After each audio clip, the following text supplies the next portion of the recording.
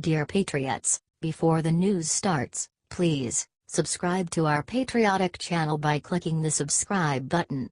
Give us a thumbs up to this video. Don't forget to leave your opinion below in the comments section. Share the news on Facebook and Twitter so you friends see it. Thank you. Oil group to lobby president after stay at Trump hotel. The oil industry's top lobby group is holding a two-day board meeting at the Trump International Hotel in Washington, D.C., before its executive committee goes to the White House to voice concerns about President Donald Trump's proposed steel tariffs, sources familiar with the meetings told Politico. The American Petroleum Institute's annual board meeting that started Wednesday could involve up to 200 people representing various oil and gas companies, including the top executives of major oil companies, paying to stay at Trump's hotel. It's not known how much API is paying to the hotel, which is controlled by the Trump Organization, the family-owned business headed by the president's son Donald Jr. This kind of thing was a fear a lot of people had when the president did not divest from his business, said Jordan Libowitz, spokesman for governance watchdog group Citizens for Responsibility and Ethics in Washington. What's stopping the API from going to the president and saying, "Hey, we just dropped a lot of money at your hotel. Just wanted you to know that before we started this meeting." Government conflict of interest rules do not apply to the president, but Libowitz said patronizing his business could be viewed as a way to try to influence Trump. The Trump Hotel has also hosted several foreign officials, including the Kuwaiti embassy's National Day celebration and Bahrain's National Day party, drawing criticisms that the business violates the Constitution's Foreign Emoluments Clause, which prohibits officials from accepting gifts from foreign powers. At the White House, the API Executive Committee is planning to air its concerns about Trump's steel tariffs and his warnings that the U.S. could walk away from NAFTA negotiations. Trump's 25% tariff on imported steel and criticisms of the current NAFTA agreement have frustrated the industry, which is heavily dependent on foreign metal and international trade. The two issue are tariffs and NAFTA, said a source who requested anonymity because the person was not authorized to talk to the press. A Trump hotel receptionist confirmed the API was holding a two-day event there. An API spokesman confirmed a two-day board meeting was currently taking place but did not offer further details. Energy Secretary Rick Perry and Interior Secretary Ryan Zink are scheduled to attend the board meeting at the Trump Hotel on Wednesday night, two sources told Politico. Press representatives for the Energy Department and Interior Department did not immediately respond to questions. Perry tried to calm industry nerves about the tariff last week, saying at an energy conference in Houston that Trump might still be flexible on how high the import tax on steel would go or which countries it would apply to.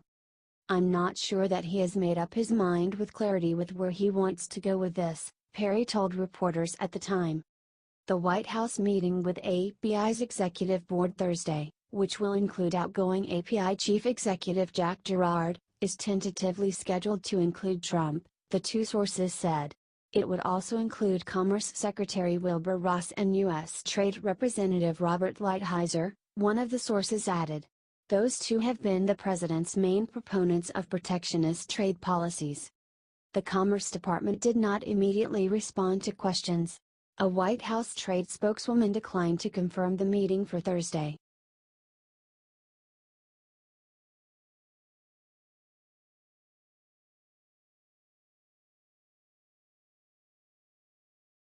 Trump administration dials back Shulkin firing rumors, for now. President Donald Trump may be itching to fire him, but Veterans Affairs Secretary David Shulkin has the support of GOP lawmakers and veterans, and the lack of a preferred successor may keep him at the agency's helm at least for now. Trump's consternation with Shulkin bubbled over Monday, as he was meeting with Energy Secretary Rick Perry and planning Rex Tillerson's ouster from the State Department. Trump didn't offer Perry the job, nor did he ask if Perry wanted it, but the events prompted speculation that a major cabinet shakeup is in the works. Before Trump's frustration with Shulkin spilled into the open, the mercurial president personally was pushing legislation that Shulkin had helped craft, and the White House was publicly defending the VA secretary.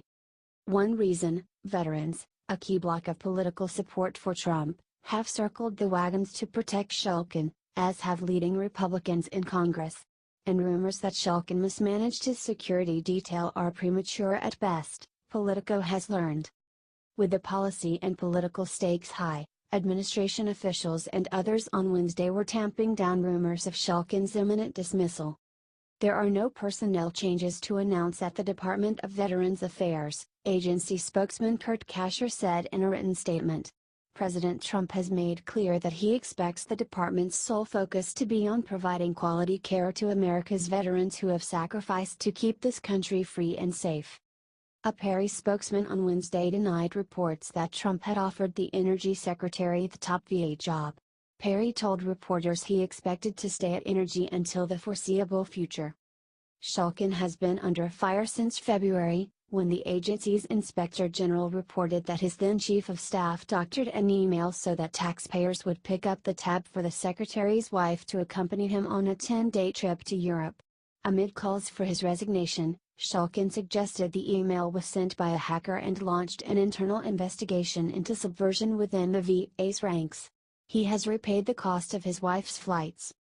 Last week, Shulkin was summoned to the West Wing, where Chief of Staff John Kelly warned him to stop talking to the media without White House permission. In the Oval Office, Trump quizzed Shulkin about progress on legislation to expand veterans' access to private doctors. Those meetings came amid press reports that the VA's Inspector General was about to drop a second damning report, this time over rumors that Shulkin used his security detail to help him with personal errands. No such report is imminent and it's not evident that investigators have uncovered any wrongdoing, a person familiar with the AG's work told Politico. Inspectors have been asking questions about Shulkin's security detail but could be months away from releasing any findings, the person said. A spokesman for Inspector General Michael Missel said the office does not confirm or deny the existence of investigations. Since the February Inspector General report, which also faulted Shulkin for improperly accepting free Wimbledon tickets, the VA's new Chief of Staff, Peter O'Rourke, with the blessing of the White House, has been meeting with staffers suspected of undermining the Secretary. The tug-of-war over Shulkin is a proxy for another battle being fought inside the agency, where some Trump political appointees, including White House liaison Jay Klein and Cagill and Public Affairs Chief John Elliott, are pushing for less government involvement in medical care for former service members. Shulkin and most veterans service organizations are fiercely opposed to privatization of the system, which Perry, by contrast, has endorsed. Removing Shulkin now could be disruptive to other agency initiatives that have Trump's backing, however. The VA, for example, is in the midst of overhauling its health technology infrastructure and shepherding legislation from Senators John Isakson, Republican Georgia, and John Tester, Democrat Montana, that would make it easier for veterans to see private doctors but stop short of privatizing the system. Shulkin's team also is negotiating a $10 billion to $15 billion contract that would join the VA and Department of Defense medical records under a single technological umbrella. If successful, the effort could serve as a model for the country's broader health care system. Trump has limited options when it comes to replacing Shulkin, a political moderate and former hospital executive who is the only Obama administration holdover in his cabinet. Shulkin has no obvious successors, and Trump is unhappy with the VA's second-in-command, Thomas Bowman, who would inherit the top slot temporarily if Shulkin ousted. Bowman is said to be opposed to the administration's plan to expand the VA's use of private health care providers. He, too, was recently summoned to the White House, where he got a dressing down from the Office of Presidential Personnel. It was a study in mixed messages. As the Secretary and his deputy were getting schooled at the White House, Trump spokeswoman Sarah Huckabee Sanders was defending Shulkin on live television. Secretary Shulkin has done a great job, Sanders told reporters March 7. We're going to continue to do everything we can to protect the veterans and helps veterans in this country. It's something that the president talked about extensively on the campaign and has directed Director Shulkin to take an aggressive approach, and he's done that since becoming secretary.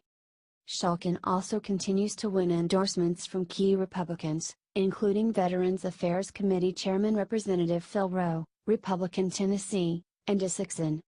Shulkin has done a bang-up job, Rowe said Wednesday.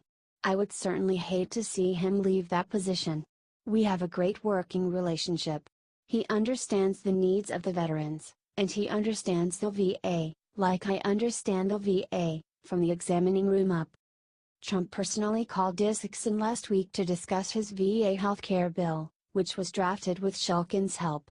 Trump has endorsed the legislation, which would make it easier for service members to get health care from private providers outside the VA system. The bill is ready for a floor vote, an Shulkin aide told Politico.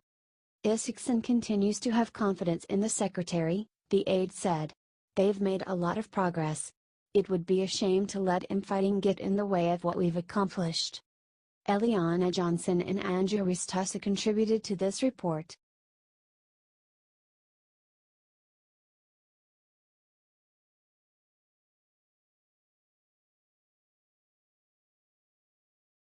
Corker hopeful on approving new war powers authorization for Trump administration.